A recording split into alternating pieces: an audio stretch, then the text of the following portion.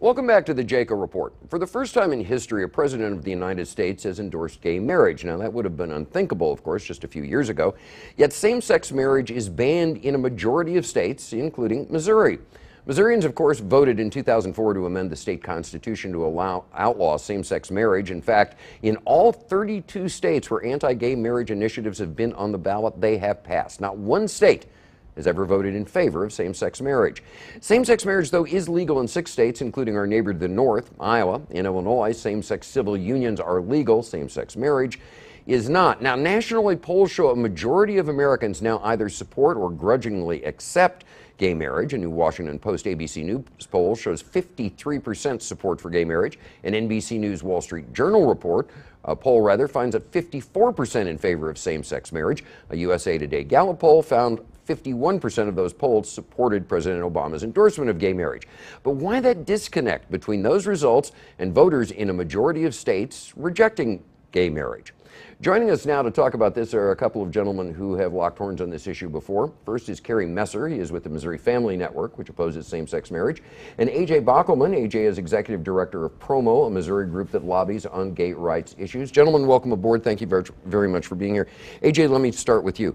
If it is so self-evident that this is a good idea, if the majority of polls show it, why do you keep finding time and again that voters, when it's time to go in the voting booth, reject the idea, as they did recently in North Carolina? What's going on here? Are people lying to the pollsters when actually a majority oppose same-sex marriage, or what's happening? I do think what we are seeing is a little bit of a Bradley effect, that people may simply say that they are in support of it, but it's lagging behind when they go to the polls. And time again, we've seen in the different states, when it has gone to a vote, we've lost. But the margin of loss is dwindling.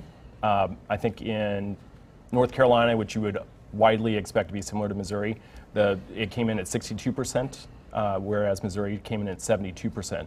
So the margin is narrowing. And for example, this summer, later this year, you'll see Maine take a vote, and the polling there actually looks good for marriage.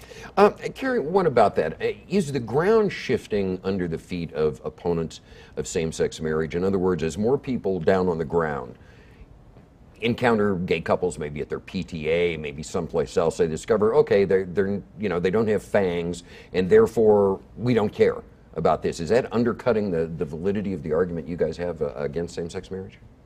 Maybe to a degree, but the reality is, wherever they're getting these polls from, the ballot box is the best place to get a poll from.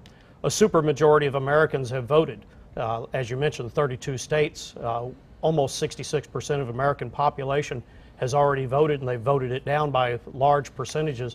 This president just doesn't have anywhere else to go in this election. But are you guys, at the end of the day, are you on the wrong side of history on this? I mean, do you think as things go forward glacially, this is going to be looked at in the same way that, 50 years ago interracial marriage was, and that most people just don't care? I mean, most people don't have a strenuous objection to the idea? No, I don't think we're on the wrong side of history at all. History has consistently and will consistently bear out the truth of the matter as far as interracial marriages. That is an issue that has come and gone throughout human history, whereas same-sex marriage is something that is an anomaly to our current condition, our contemporary place in America. Well, AJ, is there enough opposition out there to stop this? Because as Kerry noted, you've had super majorities. You can say, well, it's down from 72% to 62%. Well, that's still almost 2/3 voting against it, no matter what the national polls say. I mean, if there's a change taking place, it's pretty glacial, isn't it? It is slow progress. However, what we're seeing is that no civil rights movement really should ever been put up to a popular vote. If you would have put women's suffrage up to a popular vote, obviously it would have lost. If you put civil rights era legislation up to a popular vote, we saw a prevalence of Jim Crow laws that were common at the time. And the 1964 Civil Rights Act overturned much of that. And it's the same thing with marriage when it comes to same-sex couples. And I want to be clear that it's marriage is what we're after. It's not gay marriage. It's not same-sex marriage. It's marriage. It's the same caliber of marriage as what our straight peers have. Now, Kerry, you said that the president had nowhere else to go, but he didn't fall off the turnip truck yesterday. He's a fairly smart politico. Correct. And he has to know that by coming out in favor of this, it's not going to harm him either way. In other words, this was kind of a no-brainer. I'll come out in favor of same-sex marriage. Big deal. This is not. There's not going to be a price to pay on this because attitudes are shifting. you've got a highly motivated minority who has a lot of expendable income. You know, they're not raising families at the same rate that heterosexual couples are raising families, and they have their expendable income from dual income households if they're married or if they're living together. The fact of the matter is that each individual has their own income and can contribute to political campaigns. This president has raised millions of dollars on this one announcement from this one small constituency.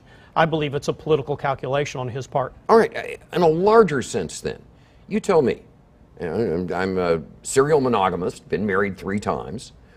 Why is my situation different than someone who wants to engage in a same-sex marriage? In other words, if the idea is the sanctity of marriage, why not crawl all over me for having been divorced numerous times, rather than say, no, these people who happen to be of the same sex can't be married? I mean, it seems to me that there's not an argument for the sanctity of marriage that's being made if you're not going after people who've been divorced. I think if you put together a panel of church leaders of denominations across the board, Christian, evangelical denominations, you will find a hue and cry against the current style of divorce that we have in America, and you're going to find just as much of a heart cry over that issue as you do over the current issue we're here today on. AJ, he raises an interesting point talking about the church.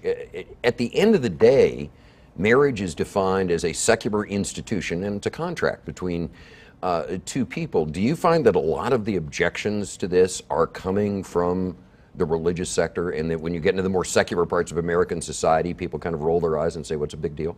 Primarily, yes. What we've seen is that a number of churches, for example, Reform Orthodox Judaism, MCC, the United Church of Christ, many of these churches do recognize same-sex unions.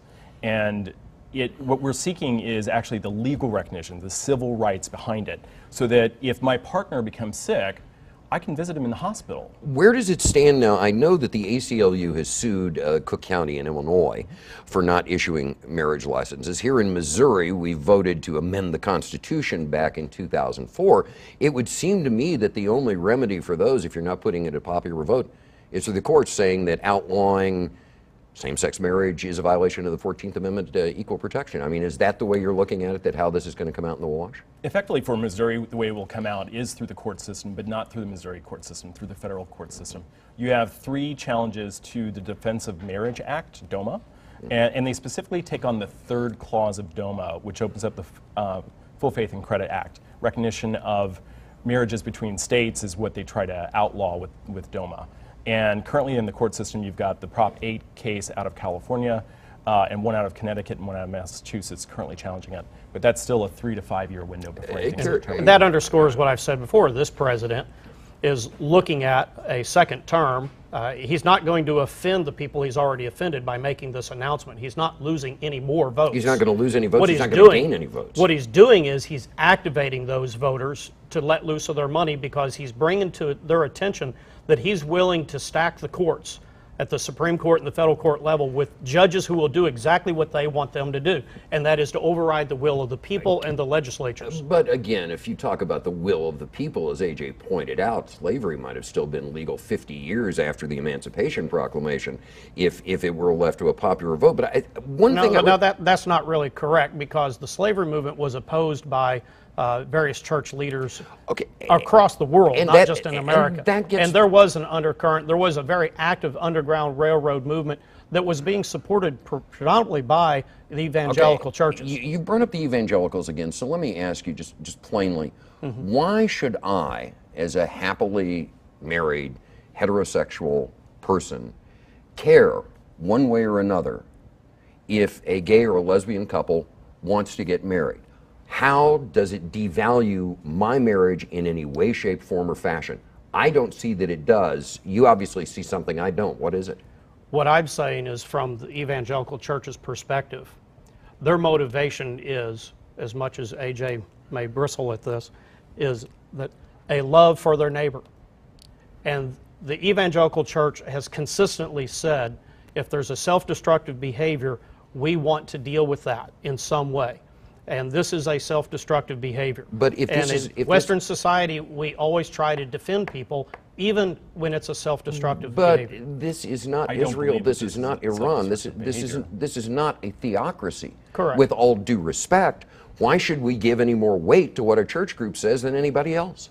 Well, AJ wanted to invoke churches, although what he didn't mention is those churches that support gay marriage are the smallest of the denominations, the smallest ones. The larger they are, So the larger the should more. overpower the weak. No, I didn't say that. What I'm saying here is to put things in proper perspective. That the established churches that have been around, that have a handle on their historic theology and their contemporary theology, are still saying, we still see this as something that's harmful to society and harmful to the individuals. And that's what you wanted to comment on. And I don't believe that debating this in a religious forum is necessarily where this needs to go. We're talking about the civil protections of marriage. So, that whenever I'm sick in the hospital, my partner is able to come visit me. From 2003 to 2008 in Missouri, the right of sepulcher, which is a decision of what happens to a loved one's body, was in a form that basically would require states to, or this state, to only allow that to be done by next of kin. Same-sex couples could not make a decision about what happened to their loved one's body when they passed away. I don't believe that's right and don't believe that's fair. And no amount of legal paperwork at that time could actually enshrine in law or in a probate court the right of that partner to make that decision. Gentlemen, we need to take more time about this sometime, but unfortunately we're out of it now. Kerry Messer from the Missouri Family Network. Kerry, thank you. AJ Bockelman with Promo. AJ, thanks. Good to see you again. When we come